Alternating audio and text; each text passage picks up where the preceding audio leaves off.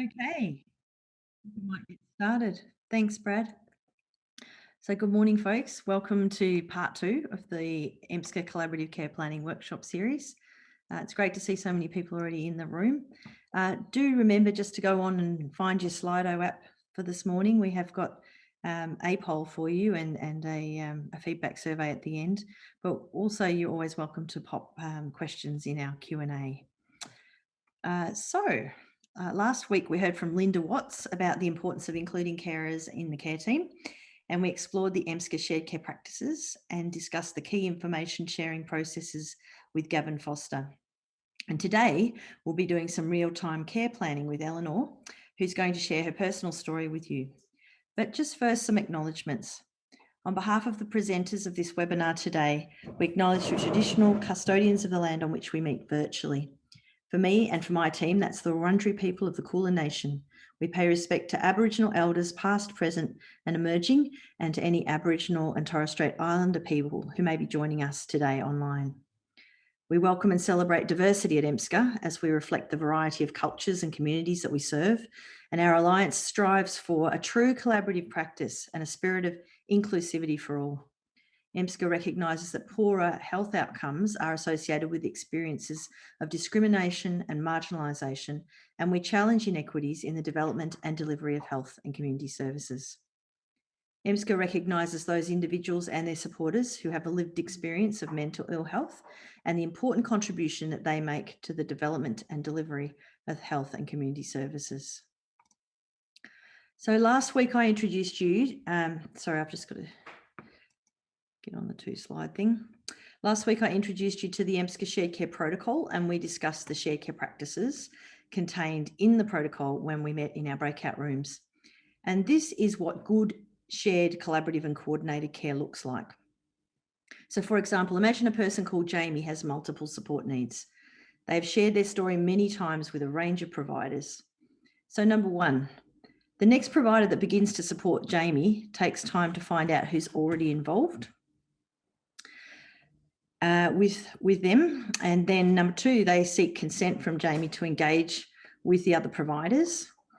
And then three, this new support worker then contacts the other providers and carers and gathers a longitudinal history. And the safety profile is part of this information gathering exercise. Number four, Jamie nominates their AOD counsellor as the one they'd like to coordinate their supports. The AOD counsellor agrees, and then they set up a meeting of all Jamie's supports. Jamie attends along with their mother, who is their main carer, and the supports from a shared care team, they form a shared care team and they begin to work together to establish who's doing what to support Jamie. And five, Jamie's goals are the focus of the meeting. Jamie's mother's actively included as a key support as Jamie is living with mum. So that's just an example of what good shared care looks like. Obviously, it's not the intricacies, but we'll be pulling that apart more today in our breakout room sessions. So hopefully that will be useful for you. Another part of good shared care is a care plan is formalised. So all of this work that is done with Jamie, with the shared care team, is formalised in the form of a shared care plan, which we're going to look at soon, that the providers, carers and Jamie have a copy of. The team now decide when, how and how often to meet, and the AOD counsellor, as the coordinator, sends around a meeting invitation. When a support is about to withdraw, such as the mental health team, they let everyone in the shared care team know. And then the next meeting involves planning that transition together. And then when Jamie's not doing well, the team are informed so they can respond according to their roles. So following this event, it'd be terrific if you could share these practices with your team in their team meeting. Perhaps you could facilitate a short discussion regarding the challenges and generate some solutions as a team. So let's warm up with a poll. And Brad, I'm not going to break to Slido in this one. I'm just going to get people to answer the poll. Copy. So in 1 or 2 words, what can improve shared care? So if you go into Slido now, you'll see this poll. And we'll look at our responses a little later as a word cloud. Okay, so this is our team today. Anyway, very grateful to this team. Most of these people are from the EMSCA Implementation Committee, but we have Peter Fairbanks joining us from the Eastern Dual Diagnosis Service today at very, very short notice because our lovely Faye has had a rather disastrous time with leaks last night. So she's unable to be with us just to manage her house.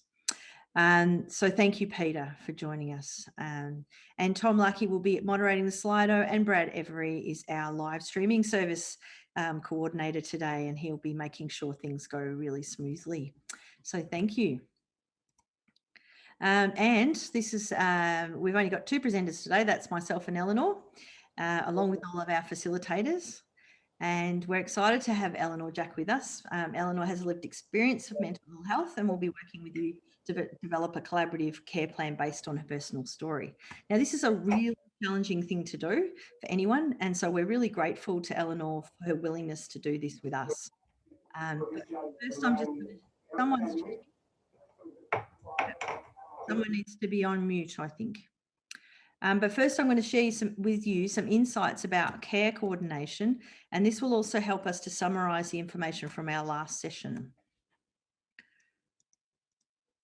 So I'll refer again to the results of the research EMSCA conducted on what supports and what disrupts the provision of coordinated care for people with mental health and co-occurring issues in our region. A model of care coordination emerged from the findings and is represented here. As qualitative research, this model came out of a detailed analysis of themes emerging from participant interviews. There were 10 consumers, 10 carers, 19 staff, and 4 people with a lived experience as workers, and 16 leaders who provided their advice, and it is summarised in this diagram. The model depicts the relationship between the various key components of care coordination. It all starts with the person at the centre of the care. So when the consumer is at the centre of the care team and they are well engaged, their individual needs are respected and the composition of the care team is easier to define. Now we move to point 2 here. The human touch is the needed connection between the person and the care team. Trauma is so very common for people accessing supports, and consumers say they need a gentler approach to care that acknowledges the trauma base, and less stimulating environments reduce anxiety. Lived experience workers provide understanding, and many people said these workers were easier to trust and to work with. And this is the third point here. The key characteristics of teamwork were described by staff and leaders in the study. There is a significant overlap of consumer characteristics across our service sectors, and a joined up approach can provide a more holistic response. And consumers said they don't like having to repeat their story, as it can be re-traumatizing. I'm sure you've heard that many times. When their supports are working together, roles are clarified, mutual respect is engendered, and safety issues can be managed. And people receive better continuity of care. Having just one care plan was also mentioned by a number of people as being useful. Services need to coordinate to enable this to happen. Many participants identified the importance of having someone assigned to coordinate the care when the person is unable or not wanting to do so. Staff need to build connections, this is this section here, and broad capacity to work with a range of issues. Network meetings, cross-sector training, and leadership partnerships all contribute to better support pathways and more integrated care. And if you haven't already, join your local linkages or your alliances.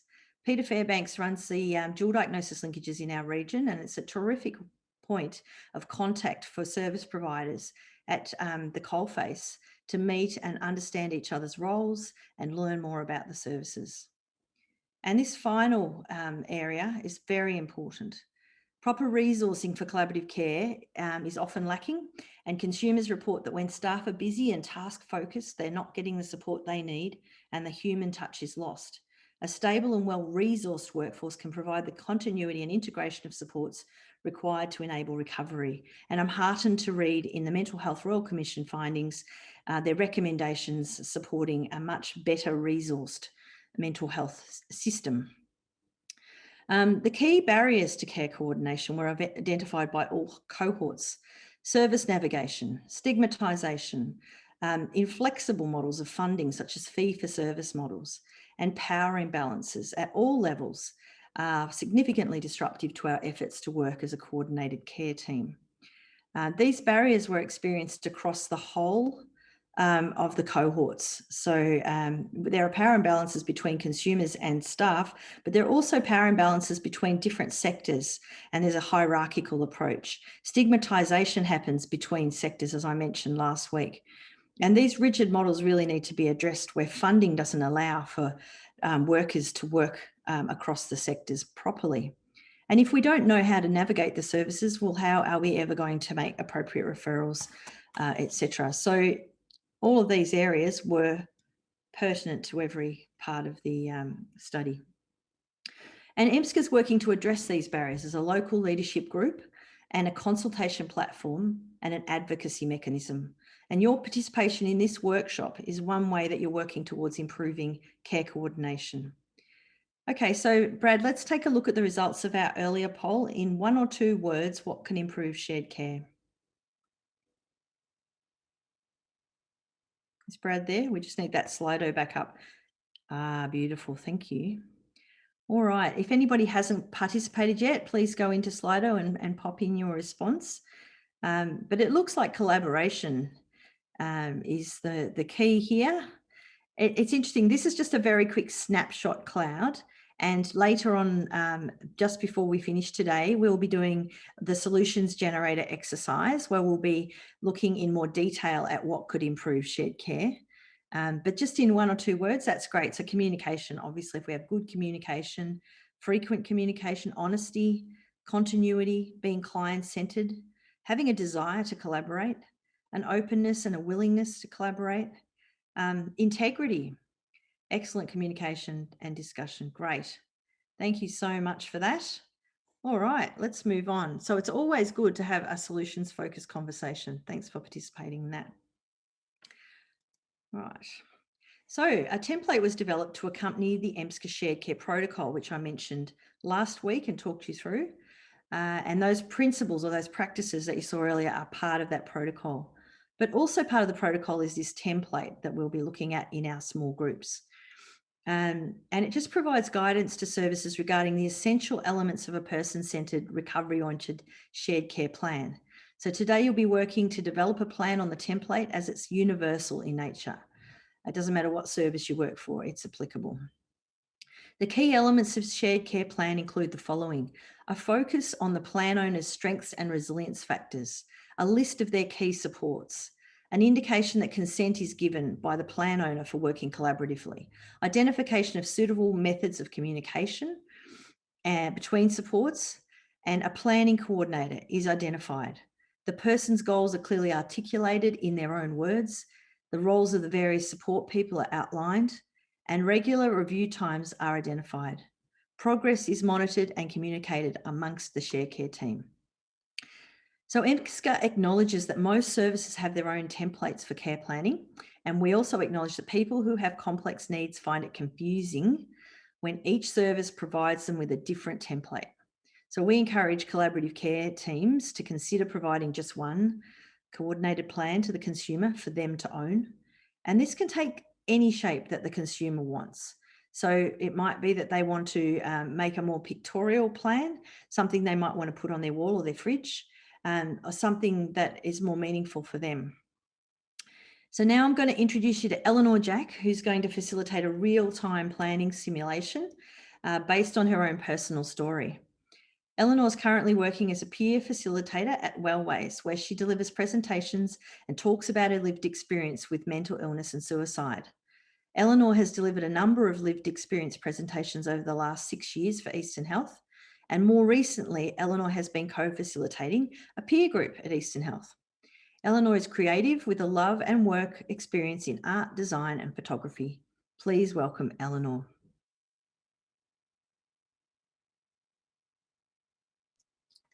Thank you, Bronwyn.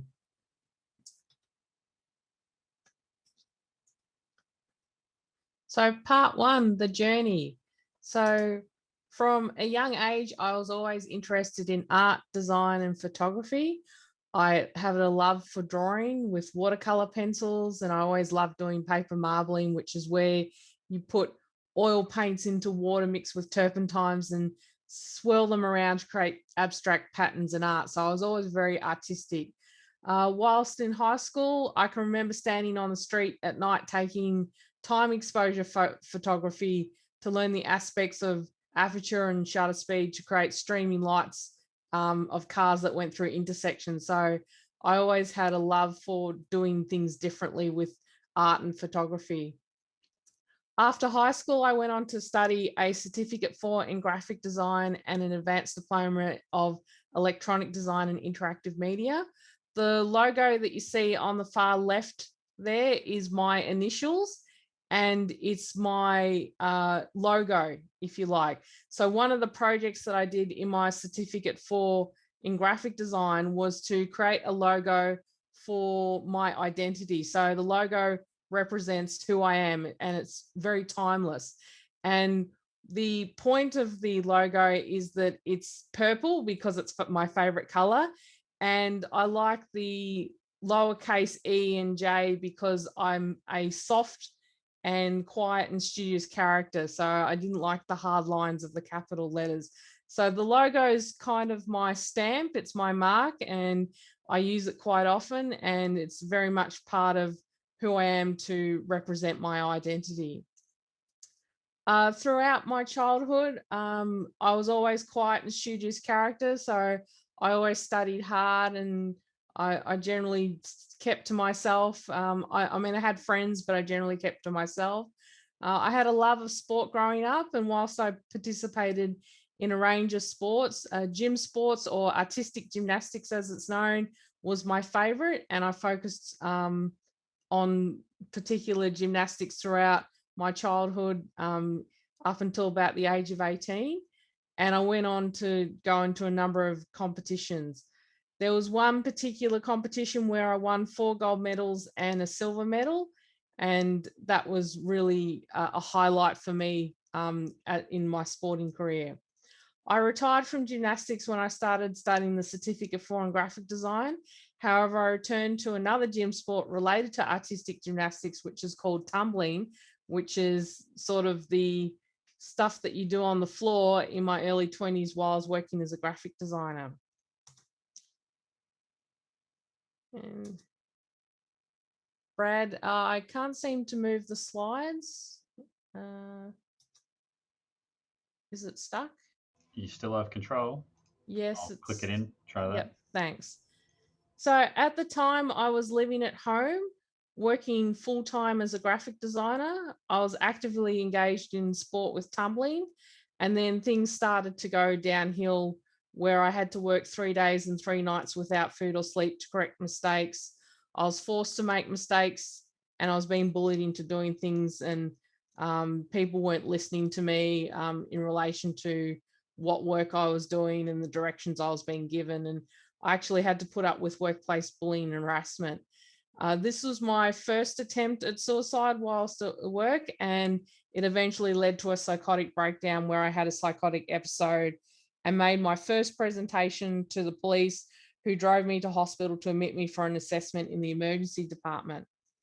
For my hospital admission, it was a bit adventurous in the emergency department. As you can imagine, going through my first psychotic episode, I was quite terrified and lacked control over what I was saying.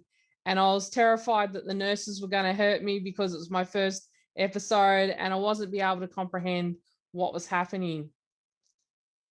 Could we go back one slide, please, Brad? Yes, just there. Yeah, thanks. Because I wasn't able to comprehend what was happening, it was very chaotic, and I actually escaped in the emergency department, and I actually had to have security assigned to me to prevent further chaos. Can we move to the next slide, please?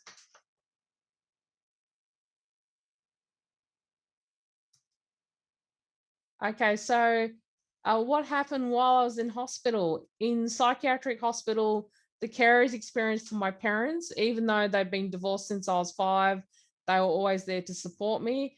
And they felt at the time that they had not been heard. So at the time when my father was alive, he provided a medical power of attorney and found out the document was invalid as I was in a psychiatric hospital and not a general hospital, because medical power attorneys only apply to physical health and not mental health. So it was very frustrating for him to be able to communicate what sort of the feelings and the needs that he sort of had, and also what he thought was happening to me, and what he thought was not beneficial for me in my road to recovery. At the time, I was near catatonic, so whilst I could move, I was not able to verbally communicate properly. So at the time, my father found ways to communicate by writing down questions on post-it notes that were yes or no answers, so I didn't have to think too much. And hospital staff let me draw on the whiteboard as a way to communicate. So if they had any questions, it was a case of writing on the whiteboard and providing answers, and also getting an understanding of where I was at in my recovery. So things like writing the date on the board, like if I knew what day it was today, to sort of give an idea of how I was traveling and whether if I could remember things. I had a habit of absconding on the ward several occasions, which led to a number of security risks. The fence that separated the communal area of the psychiatric ward to the outside world has been damaged due to bad weather. And I had what I call a number of parkour incidents where I would literally run up the fence and bound off it and climb over the top and escape the ward. And there was one incident where I actually walked 27 kilometers to the family home. And I don't think doctors realized they had a former gymnast on the ward who could jump fences and use scaffolding like a pair of uneven bars and swing on it. So it's probably a lot of challenges there. There was one occasion where I absconded the ward where I attempted suicide during psychosis, and I was placed in seclusion. Whilst I was in seclusion, I had no communication with family, and it broke my trust because it felt like it was a prison and that I was being penalized for being unwell. And the overall experience was quite humiliating and embarrassing. As I started to gain verbal communication skills and my road to recovery, workers rebuilt my relationships with them so they were trusting and so we could get something happening. And workers came to visit me to take me on day leave to explore activities that I might like to get involved in once I was discharged. The workers looked at what my goals or aspirations were in life, and case management was being assigned. And can we move to the next slide, please? So I had 3 life goals that I discussed with workers. One was to live independently, one was to go back to studying work, and the other one was to go to look at sport and other activities. So I'll leave it there because I believe you'll need to go to the breakout rooms. Bronwyn? Yeah, thanks heaps, Eleanor. Okay, so Brad, I'm not sure if I've got control, but if you want to just go forward a couple of slides to the group activity for me.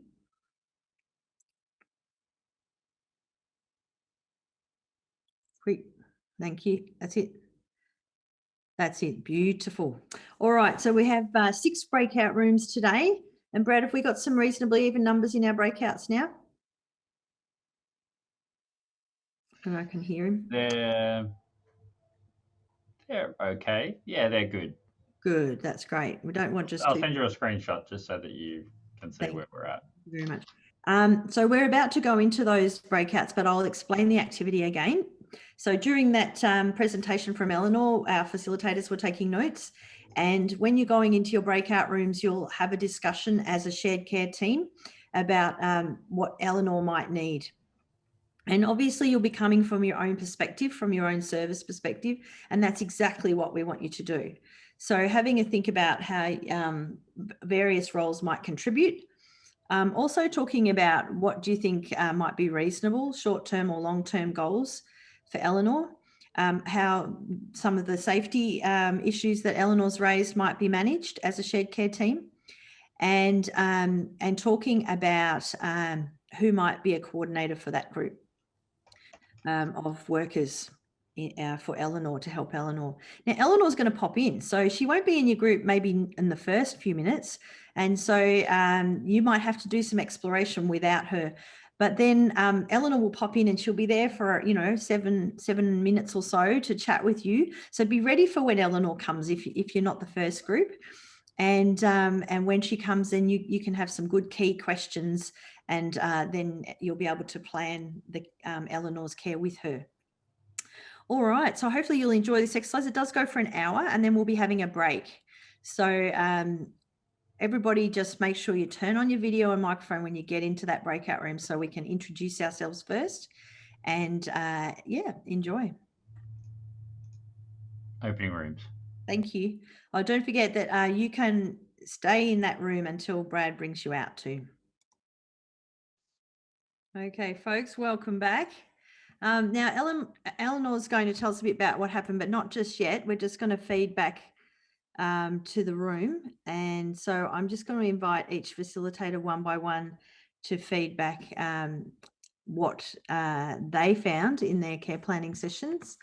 And so we'll start with Anna. Anna, are you able to share your screen and show us the care planning element? I'm just working it out, sorry. That's okay. Always a challenge to... If you want me to share this screen, I'll need to unshare this content. Yep, that's a good idea. So I've got...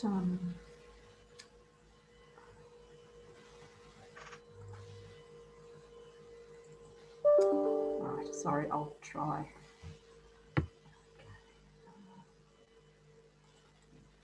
All right, is that showing now? Yeah, well done. Yeah, excellent. All right. So, yeah, we had in our group, we had lots of different sort of people, and obviously myself from Service Australia Centrelink, so the income support, financial side of things was absolutely critical.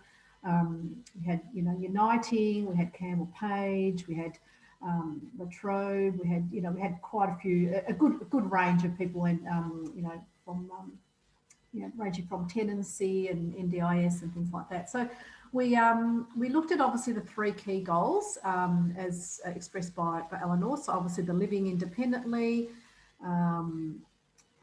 the study and work, and the sports and activities. So what we looked at was some of the goals that Eleanor talked about. So one of her key goals was obviously to transition towards living with her family. I think living with mum at the moment, to living alone. So we looked at, what would be the key supports that would need to be considered. So obviously, the finances, but also, some of the questions around her daily, her skills. So it's not just about the financial aspects and the practical things that needed to move her towards living independently, but also where was she at in terms of her recovery, and what were the daily skills? Where was she at with her daily skills? What supports did she need to move to living on her own, and some of the care. So we talked about obviously connecting with the housing supports, to consider with Eleanor what her options and what were the pathways depending on what she was looking for. Did she want private rental? Did she want to share? Was she looking at some other form of housing? We looked at, obviously family was a key support for her, and the role about, she's had her family and she's lived with family, that transition to moving independently, and some of the, not only the practical elements there, but some of the emotional elements in terms of that changeover. Now she's a peer support worker already, so obviously we had Access Health in our team, and also we looked at NEMI, which might be able to support her further, and then we also looked at the Head to Help program and steps, and how those programs could also support her in transitioning to independent living. We talked about NDIS and whether NDIS could become involved in terms of a possible assessment, and whether she could get support to apply for, the support options, but also consider housing. And we had a good suggestion here, which I hadn't heard of, Summer Foundation, which is an agency which helps, for issues where young people are often placed into aged care.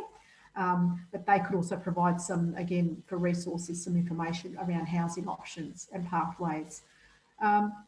we talked about things like, what might prevent a mental health relapse, especially following the treatment in hospital. So again, using Eleanor as the expert of her recovery and her strengths and the resources and what was helpful for her. So looking at, what were the key elements to hopefully prevent and put in some protective, what are the current protective factors, but what are some of the other things we might want to look at.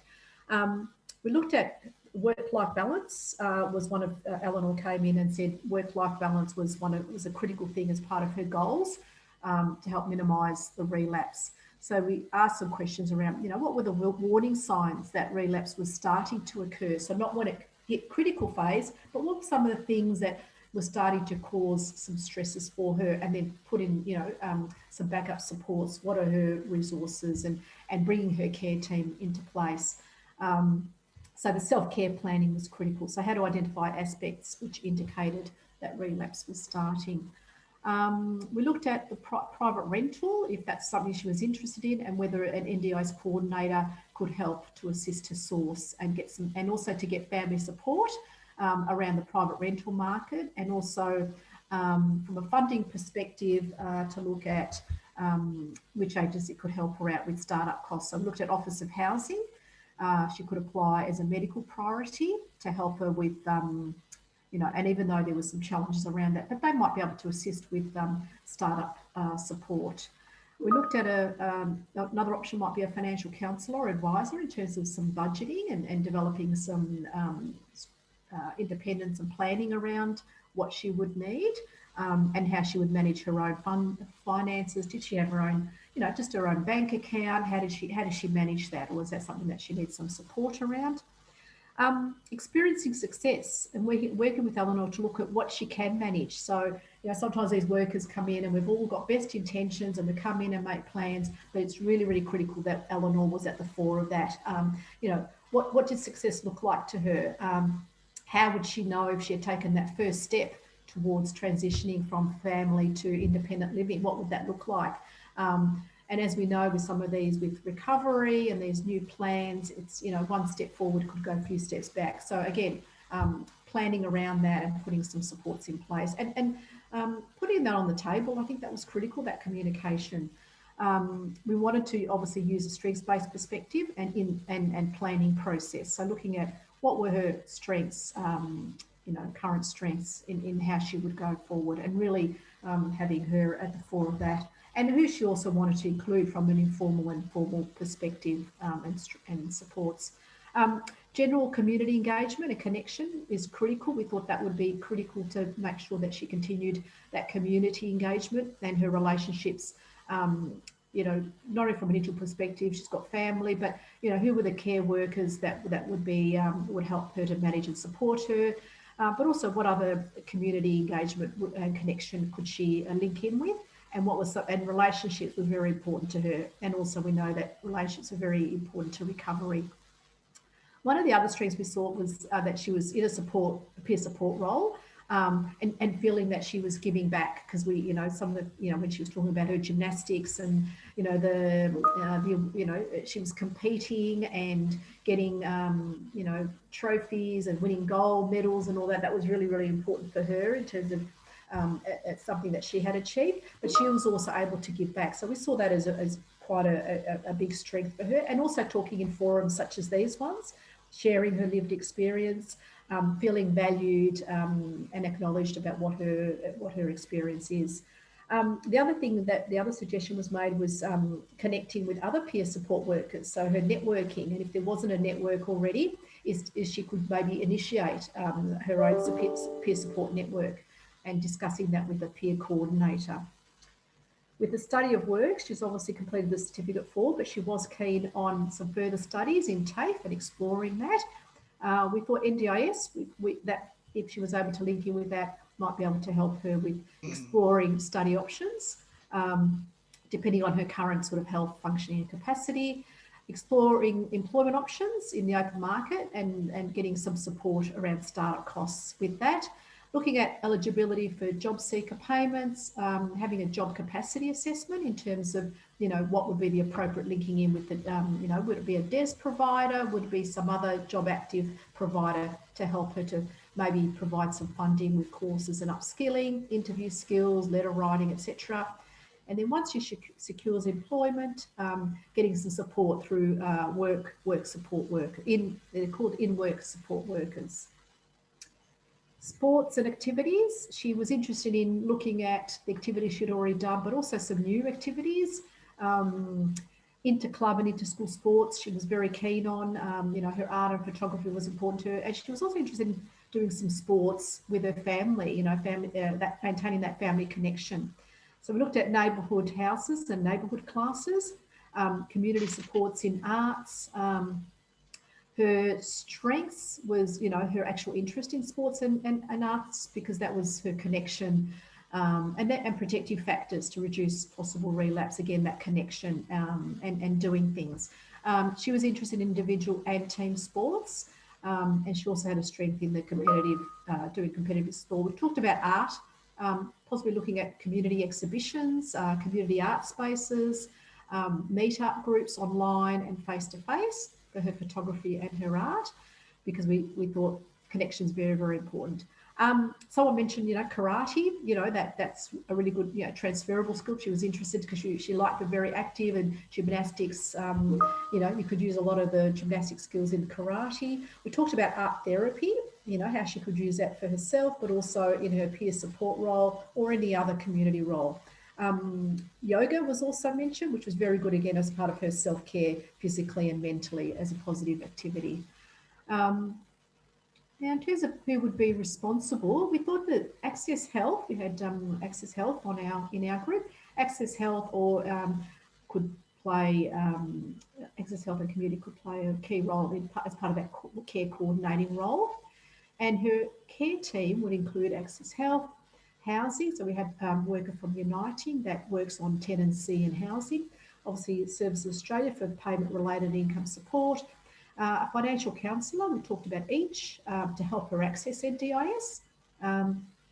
Brotherhood or La Trobe Community Health, which also could help her to access NDIS and get the documentation. And obviously Eleanor and parents were critical as part of that care team, and making sure we got that consent from Eleanor as to who she may want involved, and who she may want that information shared with. In terms of the study and work, we talked about, that might come under the housing, but private rental assistance through Uniting and Salvo Care, and obviously study and work with the job agency. So they're the main things we covered. Wow, that's so comprehensive. Well done, Anna, and team, and well done, Eleanor. Still your plan.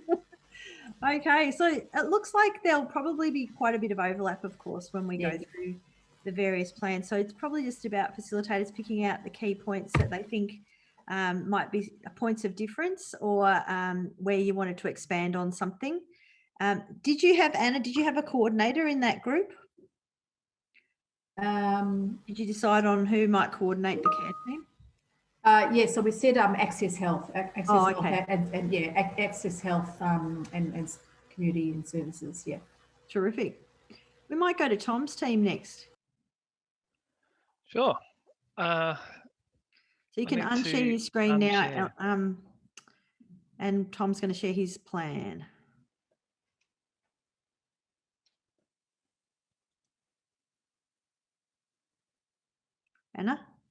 Anna, you'll need to unshare your screen. Oh, is Anna gone? Sorry, no, I'm just trying to. I think if I do it, it'll automatically. Oh, there we go. Did that share it? Yep, that worked. Okay, thank you. Tom, take it away. Right on. Where are we? There we go. Awesome. Is that coming up? Yep. Yeah, look, Anna, that was super comprehensive. So, can't compete with that. But we had Eleanor in towards the end of our group. So a lot of this we had to make up. I guess some things that jumped out for us with the sport and activity was, again, keeping Eleanor as the center and saying what she'd be comfortable with. Like, is it a group space, or is it like a one-on-one sport? That type of stuff. whether Eleanor needs assistance to do research into these things, and to, when it comes to actually connecting with it, whether she needs support as well. So thinking about psychosocial support in that way. And also whether Eleanor would be interested in psychoeducation as an activity to learn a bit about mental health diagnoses and the sort of clinical side of things. Study, again, Eleanor told us a little bit about her experience having with TAFE and being able to have a chat with the senior coordinator and ongoing chats with the disability support services around making sure everything's going smoothly. So that would, going into further study, that would be something to make sure happened again. Living independently, again, we weren't really sure what Eleanor was needing help with. So one thing we did come up with as well was around an advance statement, if that was in place for any future hospital admissions that might happen. And the last one was around work. Eleanor chatted mostly with us about this. And we came up with the idea before around really having perhaps an advocate on board if there's a DES involved, someone to kind of gently help Eleanor push back against maybe inappropriate job offers or being pushed into something she's not comfortable with, or a setting that might trigger past trauma, that sort of stuff. So really making sure Eleanor was comfortable with the work she was going to go into. So from our team, we had an interesting mix of services, but essentially, ideally, what would be happening would we'd have a psychosocial support worker who might sort of be the lead in this space. If the main, or case manager / support worker, if the main kind of other people involved in this are things like TAFE, disability employment services, people who aren't necessarily going to take the lead. That's about it. Oh, that's great. And I like the way you've itemised all your, I don't think we got as far as making neat numbered points. I think that's excellent. Do you want to just quickly say what an advance statement is for those that might not know what an advance statement is? Yeah, sure. It's essentially a legal document that you create. There's lots of versions, but it tells the hospital how you would like to receive treatment in a psychiatric setting. Yeah, that's it in a nutshell. Fantastic. Yeah. And it's also part of the Mental Health Act 2014. Yeah. And also we're about to have a new Mental Health and Wellbeing Act developed. Yeah. A little bit exciting too. I know, it's lots of things changing. Mm. So yeah, I'll keep it brief. I'll stop sharing. So let's go to Peter. Thanks, Bronwyn. I think you can share ours, because thanks for coming in and doing the scribing for us. We were the last to have Eleanor in our group, and so we had a lot of questions to ask her, and what it made me realise is how essential it is to have the person in the centre and the person telling their story. Otherwise, we were wildly guessing a lot, which was okay. But I felt quite a relief when she came in and could say, actually, this is what happened. This is what I want. So a good lesson for us. Okay, so where are we, Bronwyn? So we got, we don't have the numbers. We have got on the left what we thought was most important, the independent housing. Transition to housing, we had recreation and art, we had work, mental health and wellbeing, financial stability and family connections. So we had a lot of similar things around housing, around working out what housing would be most appropriate. We had, well, there's mental health and wellbeing that Bronwyn's just putting some pointers on. So the centre of the care plan, the care team, was the case manager. We wondered about an OT assessment, which Eleanor said would have been helpful. Probably wasn't around so much when she was in the hospital itself. A wellness plan, again, which I think does bring in the issue around preventing relapse and what are the early warning signs. So that's something we looked at as well. Find a psychologist to work with, the peer worker as well. The advanced statements there, we looked at financial stability as well with Centrelink. The case manager took a lead role there, which was great in terms of who was following that up. We did a bit more thinking about the family and what their needs were down the bottom. So we wondered about the family connections, what the family needed, the need probably to do some sort of assessment to identify what's going to be helpful rather than assuming. The idea of providing psychoeducation to the family as well about the system and diagnosis, or how they could have a voice as well. And the need to establish a nominated person. So we have a list of people responsible, mental health team, support worker. We didn't list too many services particularly by name. We assumed there was a GP, psychiatrist, father involved, case manager, psychosocial support services.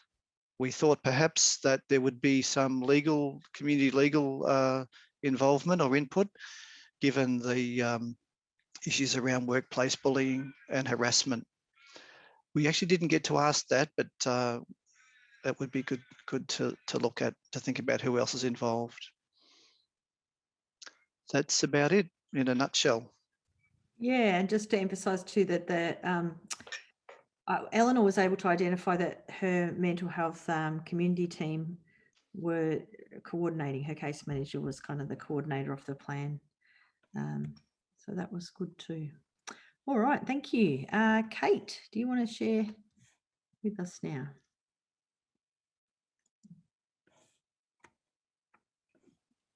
All right, thanks everyone. Can you see that screen?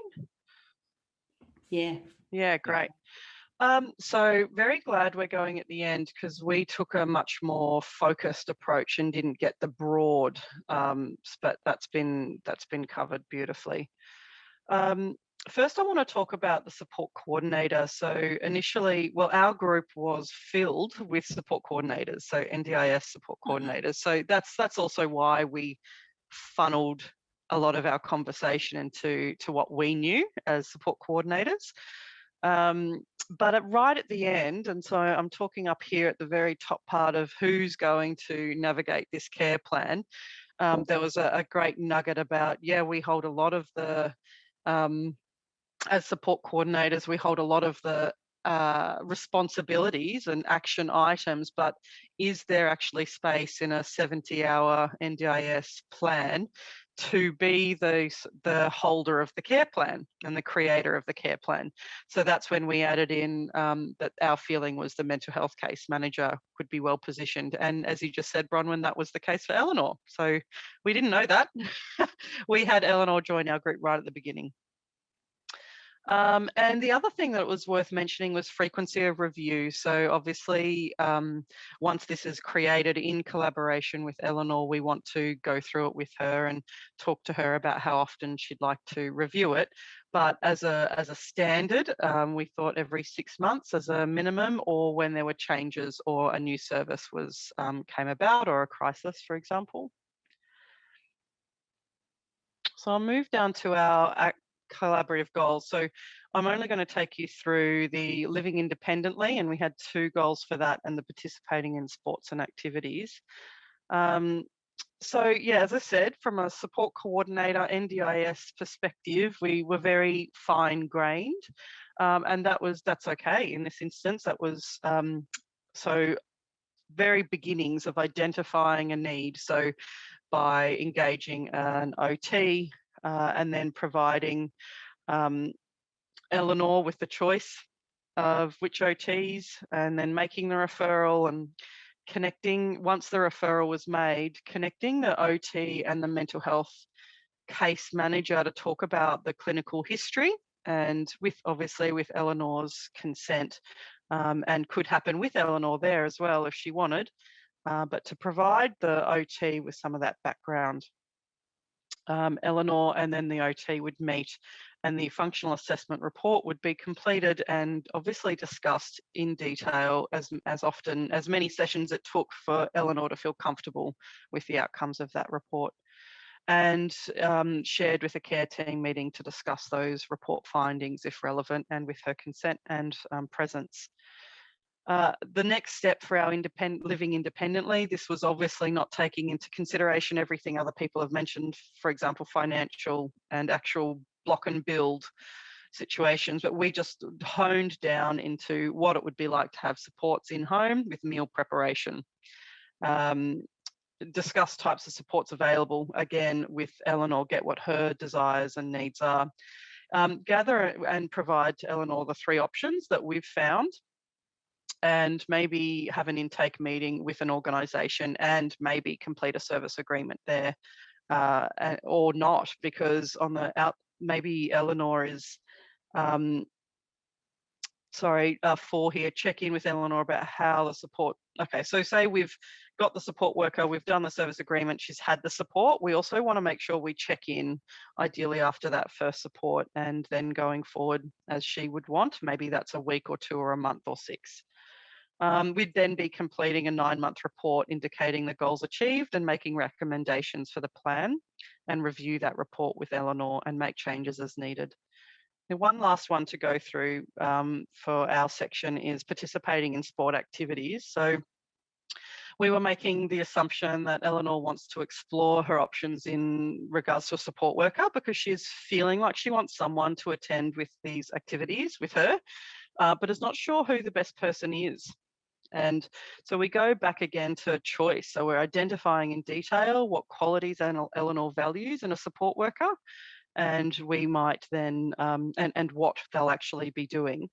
We might meet with the support worker and get some information, and Eleanor might come to that, but Eleanor might also be exploring her own options, such through Mabel, at the same time, and then we'd come together and discuss, maybe work through each person that's identified and see what she thinks is best going to work for her, and so forth, the organising of the service agreement, etc.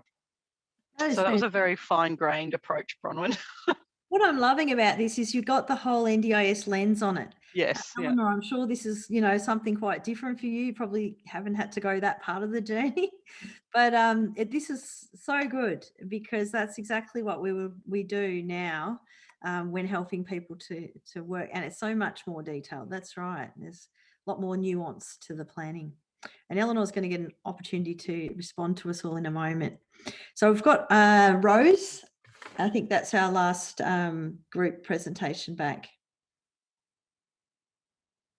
You there, Rose? I can see you. I'm talking to myself. Beautiful. Yeah, all right. I didn't have a chance to put them on. No, that's okay, on the Rose. performer, but if you like. I just put whatever I have here. Let me share this. Where's my share? Oh. If it's too tricky, just feedback verbally. Yeah. All right. So these are some goals that we did come up with. So in Living Independent, we talked about housing, and we talked how complex living independently is, given that, coming from the NDIS space, there's so much that need to be put into place for someone to be able to live independently.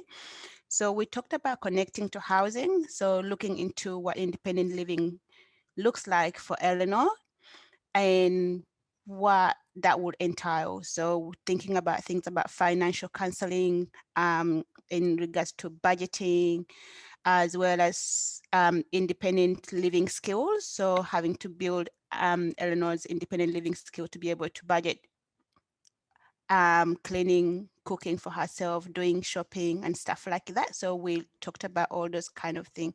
And we, so I guess I guess I did put that in the wrong place, but when we talked about the persons who are responsible, we talked about the community mental health. So when she's got discharged from the hospital, where would she go first? Would she go home to live with parent, or would she go live by herself? And we did talk about the community mental health as, for example, parks, places like parks, so she can stay there for a shorter period of time to get her to transition, to get out from that space. And we did talk about also NIMI in supporting Illinois to access NDIS, to gather all documents from supporting documents to help her to access the NDIS if she's not accessing the NDIS already. And so when we talked about study, especially her interest in art, so we looked into TEF. So that will be the, and then, you know, given that she's from the hospital, she'll be overwhelmed if everything be, if we're doing everything at the same time for her. We need to think about her mental state, her capacity to be able to study, work, look for a place to study, to live as well. So this kind of, we had to take those into consideration. And so having to have, work with a mental health support worker who would help her to link into TEF and also to negotiate and flexibility of how she can study. Can she maybe she can study part-time, maybe one subject part-time, given the capacity of her mental health to handle so many things going on as well. And as well as maybe hours of studies. How is that going to be like, given that mental health is very complex and is, sometimes you wake up, you're feeling great, sometimes you're not feeling your level best. So we have to make sure we're negotiating with the TEF or the university to make sure that they are able to tailor in those kind of supports for NL. And then also the other part is about employment. So we talked about linking her in with employment services, as well as linking Eleanor in with her previous employment networks, given the fact that she was working previously. So we shouldn't ignore the previous network that she had already formed.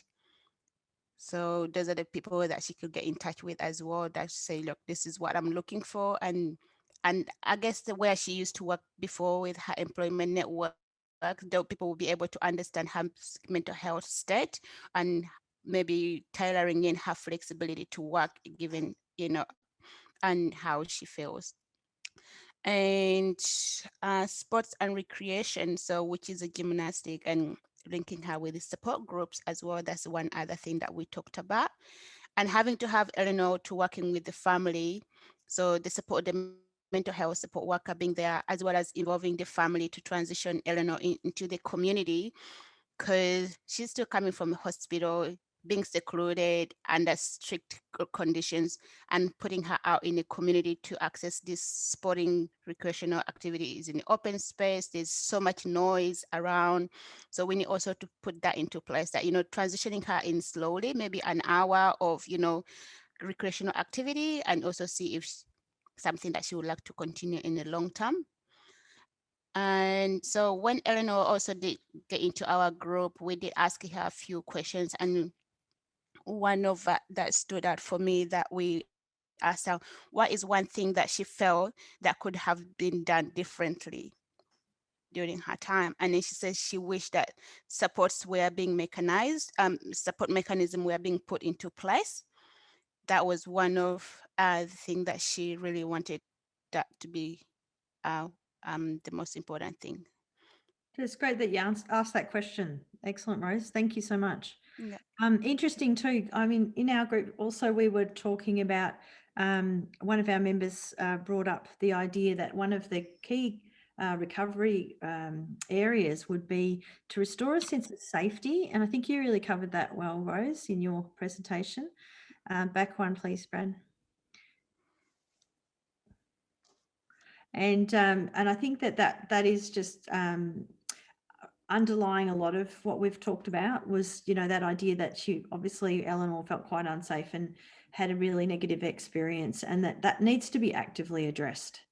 And that possibly, I'm not sure, Eleanor, maybe you can tell us whether they did actually address that for you, or whether that's been a bit of a journey. So I'm going to give it to Eleanor now, and she can talk us through what actually happened, and maybe talk also to some of the things you've heard today from us. Thanks. That's it. Leave it there, Brad. That's awesome. Right. So the outcomes that I had, I was approached by a worker in relation to living independently. And that was so that when I was discharged from hospital, I could start to automatically activate that goal, which was going into short-term housing, which was at the time what's called Shades and Crest. And so you would live in housing for 3 months maximum at the time, and you would be put in a unit with another outpatient who'd come from the hospital. So you'd have some sort of aspect that you weren't completely living alone, but it also had a number of challenges, because if you had a conflict with one another, it could cause a few upsets and things like that. So it was important that we got along, and we did get along. We got along quite well. So that was really important that we got along. And it's not like Park. So for instance, with Park, you have supports on a daily basis, whereas in Shades and Crest, you would have supports that would come in and look at you maybe on a monthly basis or something like that. So the supports weren't as frequent as what you would have in Parks.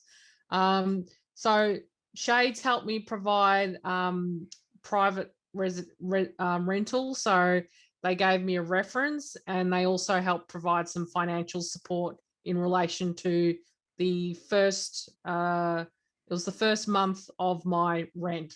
So I got some financial support behind that.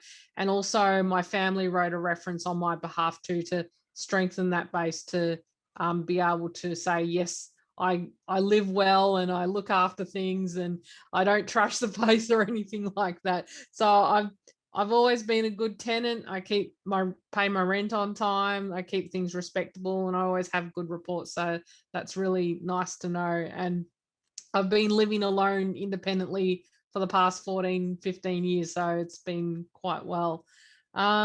When I was first discharged after my hospital admission and I wanted to go back to study, I knew at the time I wasn't able to study full time. So the case manager linked me in with the senior educator or the senior coordinator at the time. And we sat down and had a chat about how that structure could play out, so I could actually complete the units in the course, but also be able to maintain my mental health. So for the first 2 years, I studied part-time, and we grouped the units so that way they would reflect in relation to the relationships it had with the content that I was learning. And so that way I wouldn't be left behind. And then we reviewed it after the 2 years, and then it was like, okay, where are you at now? Can you study full-time? And then the third year, I actually studied full-time, although it was only, I think, about 2 days a week. So it wasn't a very long process in that sense. So I was able to take that amount on board without being overwhelmed. And I studied a dual advanced diploma in business of advertising and marketing. And I actually got the Dux Award. So I received that because I had consistently high scores in my course units. And I also came third in the MADC mentorship program, which is a specific industry program. So that was really good. And part of my supports included my case manager tying me into going back to work. So that was linking in with the disability support services like Echo Recruitment and getting me job ready. So looking at how to put my CV together, cover letters, and also having about a good work-life balance too. So looking at something that's a casual job or a part-time job rather than looking at a full-time job. I went back to sport, and whilst it was not gymnastics or tumbling, I sort of gave that away. I focused on another sport which has something associated with family, which was baseball. So I travelled all over Melbourne to play baseball on the weekends, and I was quite active in that. And I actually spent time training with both the men and the women, and so that way I could get more involvement in community engagement and be active.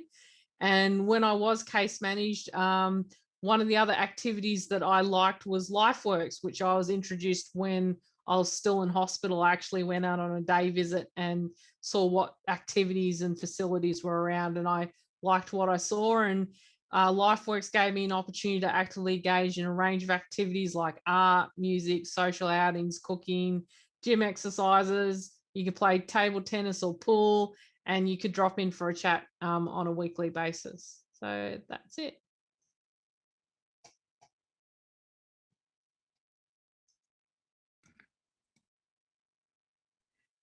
Thank you, Eleanor.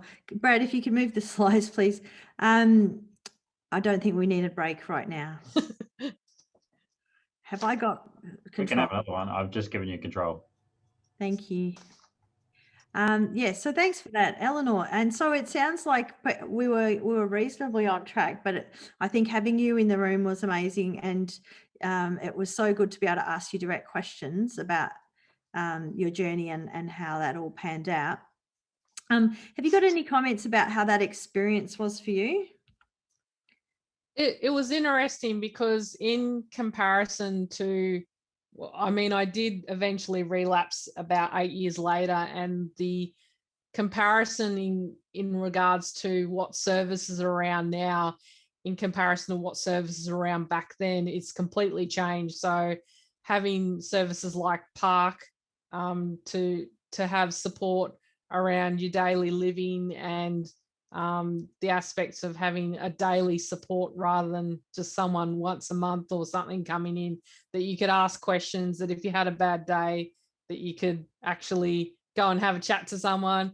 And very in the essence, one of the things about Shades and Crest about living and going back out in the community, it was a little bit of a shock, because in the sense that you had to figure out what to do, like go shopping and relearn all those skills. So one of the aspects of Park was that they encouraged those skills, but around a supportive environment. So you looked at the aspects of cooking where you get in a group and someone would cook, dessert, and someone cooked the main meal, and you were in charge of doing the dishes or whatever. So it was about realigning and just relearning the basic skill set, but in a supportive environment. So that way, if you needed assistance, you know who to ask or where to go to. So that's a little bit of a comparison compared to my first admission and my second admission. It sounds like it was a more integrated model then too, in some ways. I mean, when I think about NDIS and how we have all different kind of workers, and then the housing's kind of separate, and when I listened to you talk about that, it sounded like something that was quite integrated and in one place. Yeah, so you had sort of the case manager driving everything, and then it was sort of, employment services look after this, or LifeWorks looks after, the aspects around activities. And then, so you had sort of diversity in that sense. I haven't had to actually have an experience with the NDIS because I'm deemed too highly functional. So, you are, Eleanor. So I haven't had a chance to meet with the NDIS coordinators or have to look at an actual plan in relation to what supports I would have to need if I ever approach the NDIS. Yeah, absolutely. All right. Well, thank you very much for your time on that, Eleanor. And I hope you'll continue to join us for a few more minutes while we go into our solutions generator, which is also a breakout room experience. So Brad's going to break us out into 5 groups, I think, again. And in those small groups, we're going to look at some challenges. But before we do, I just wanted to say a couple of words. So when you registered for this event, you put in your greatest challenges for me, which was really helpful. And so what I've done is theme the challenges, and then I've divided the challenges up between the rooms so that you can talk about them as small groups. And so I'm just going to show you what came out of that theming exercise. And as I said, we've been running this event for 11 years. So every year it gets different. I mean, in that care planning exercise, I noticed that the sense of person-centered care was so much stronger now than it ever was, 11 years ago when we started this, that people were really thinking about the person at the forefront. And so that I just find that great that we've moved a long way. We've still got a long way to go, of course. But these were some of the key challenges. So you can see I've put the 3 top ones here in the cogs, but they're also articulated down the side. So number 1 that was most popular was the difficulty navigating supports. And the good news is we're going to run an event in August on navigation of supports with a carer lens. So we'll be doing that online as well. So the second one is poor communication. That's typical. And obviously we saw that in our various word clouds. Communication comes up really strong. Time constraints, so people being available, being responsive, being willing to collaborate, and also the funding models really do, they do restrict our time availability. So that's important. Lack of knowledge and skills. So that's really about workers not having enough understanding to work across sectors or not understanding care coordination, but also workers not really necessarily being able to understand the various disorders or issues that might be needing support. So there's a whole range of things under lack of knowledge and skills. Roles not clarified, so it's not clear who's doing what, and there can be crossovers, repeating stories, all of that kind of stuff. And the lack of a coordinator to coordinate things. Funny, I had a phone call yesterday from an NDIS worker who went to great lengths to explain to me how uncoordinated things were for this person, this participant, and wondering if I could help him to get mental health case management involved. And this was for a participant who had support coordination. So when there's a lack of coordination, this gentleman was articulating how people were kind of, some people would take over and want to take that lead role, but nobody really knew who was leading. So then there was that argy-bargy between supports, and you're probably all going, yeah, I've seen that before. But, that kind of, some people, it's taking too much responsibility versus some people taking no responsibility. And at the end of the day, for the consumer, that means they're replicating all the time. They're telling the same information over and over. And it can be quite confusing for the consumer or the participant as well. So these are kind of our challenges. And what we're going to do is spend about 20 minutes, Brad. I reckon 20, 25. Yeah, in our breakout sessions. And so we're just going to go to the next slide quickly to make sure you're clear. And in your rooms, you'll have one challenge to discuss. Now, actually, in Peter's room, we might get to 2 depending on how time goes, because I've got one and he's got one. But discuss the challenge and then consider solutions in relation to the consumer and carer, the staff, and the organisation. Now, some of those challenges won't speak to all 3, and that's okay. But if you do have a challenge that you can think of in terms of each of those, that would be awesome. All right, let's go and break out then. And yeah, we've got about 20 minutes. That'll be awesome. Thanks, Brad. Rooms now.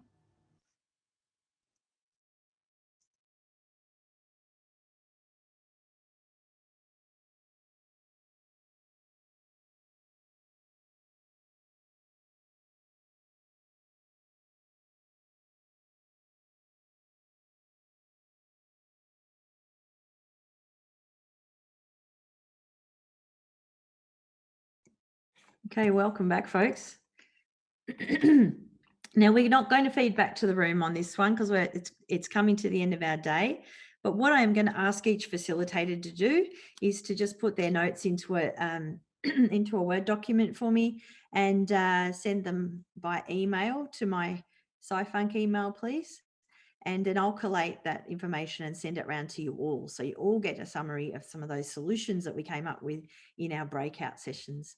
And just make sure that when you do that, you just entitle it with the particular challenge that your room was addressing. So thanks for that. Now, Brad, I don't know that, oh yeah, here we go. So bringing it on home, I've just got to drop a few slideshows. I just want to thank all of our presenters today, and most especially Eleanor. Massive appreciation to you, Eleanor. And I actually missed you when you left our group because I was going to ask you a question. but that's okay. I might type it to you in an email about how do we support communication for the person in a shared care team.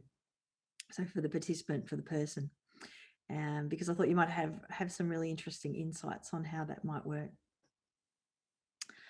All right, so also want to thank the EMSCA Implementation Committee members and Peter Fairbanks from the Eastern Jaw Diagnosis Service today, and Tom Lackey for moderating for us. Thank you so much, Tom.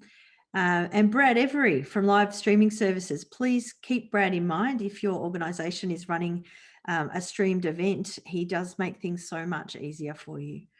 And also just want to appreciate Eastern Health for providing the funds for us to employ Brad to help us today. So just very finally, just want to remind you all that there is a website or web page for EMSCA stuff, and you'll find that shared care pro forma there. You'll find the shared care protocol. You'll also find this event recording there in probably about a week. We'll load that up for you, and you'll be able to share it with your colleagues if you want them to have some collaborative care planning advice and information. Also, just to remind you that in August, we will be running a navigation event. We haven't set a date yet, but as soon as we do, it'll be on the EMSCA webpage, and it will be centred around carers and navigating supports. So we're going to involve carer voices, and we're going to be looking at carer organisations as well. So get along to that. And if you're from a carer organisation, let me know, and I will make sure I'm in touch with you before that event. So thank you for joining us. And can you just go to your Slido now, please, and take a moment to complete our feedback survey in Slido. It's very important that we all have your feedback to enable us to deliver quality events. And every event, we respond to your information. So that's fine, leave that one up. So the first question seeks to understand what adaptations you've made to your work with external providers in light of restricted movement in 2020. So what we want to know is, what did you change? How did you flex to work more collaboratively during COVID and when things changed where we weren't able to meet face-to-face? What sort of things did you do, and what did you find in the way of solutions to that challenge of collaborative practice?